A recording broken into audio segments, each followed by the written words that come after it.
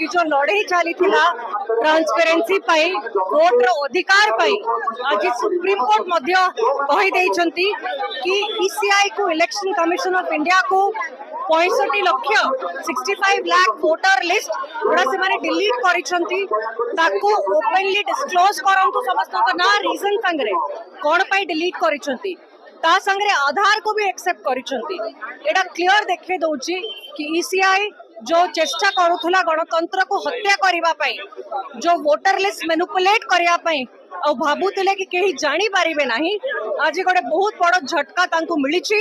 प्रत्येक नागरिक जुआड़े जिबे वोट चोरी विषय समस्ते बुझी पारिछंती एई वोट चोरी हबा को बिल्कुल दबु नाही। आज आम समस्तंकर मिलित कर्तव्य अछि कि आमे गणतंत्र डेमोक्रेसी को रक्षा करिबा पई सब पदक्षेप नेबु। जो पदक्षेप कांग्रेस पार्टी को नेतृत्व रे आरंभ करा हितला सेही पदक्षेप आमे नबु ताकि समस्तंकर जो वोटर अधिकार अछि सेटा बंची पारिबो रक्षा हे पारिबो।